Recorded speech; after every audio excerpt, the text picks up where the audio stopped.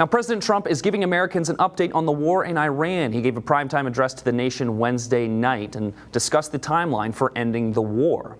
He also expressed frustration with Europe and NATO countries for not doing more. Joining us now from Washington is our Joe St. George. Joe, good morning. First of all, the president mentioned the Strait of Hormuz during his speech, and now the question on everyone's mind is, how will this conflict continue to impact gas prices here at home?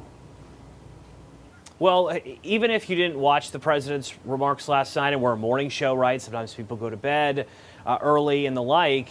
This is an important context. Oil was up 7% or so internationally following the president's remarks. The markets are down this morning. That shows you that investors weren't necessarily confident following the president's remarks about when this war will end, and more importantly, what will happen with oil, which has a way of trickling down and impacting the price of gasoline. The national average remains above $4 a gallon. President Donald Trump stressing in his speech last night, the first primetime address since the beginning of Operation Epic Fury, that the U.S. is more insulated, more protected from the issues getting Middle Eastern oil out to countries who need it. Remember, I know there's pain at the pump, but it's far worse in Europe and in Asia, where some countries are even talking about fuel rationing. Here in the U.S., we haven't even set a record yet for the national average for a gallon of gasoline. That was set in 2022 at a little more than $5 a gallon.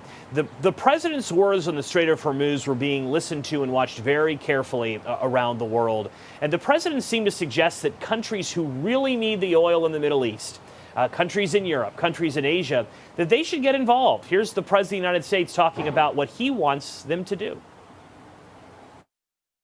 Go to the Strait and just take it, protect it, use it for yourselves. Iran has been essentially decimated.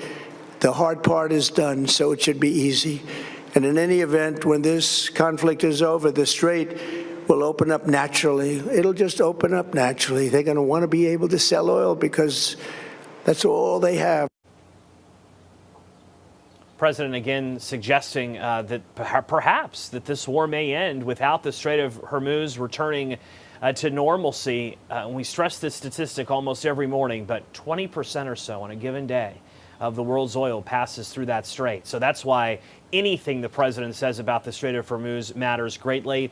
I think it would be appropriate to describe the president's address as really an operational update last night, not a ton of new news that we hadn't heard before in a social media post or a reporter Q&A was made last evening.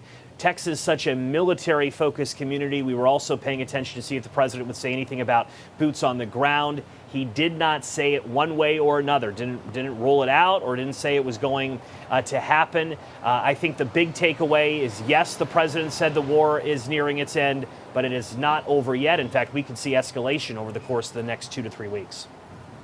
Well, Joe, we appreciate your insight, and thanks so much for your time today. We look forward to speaking with you soon.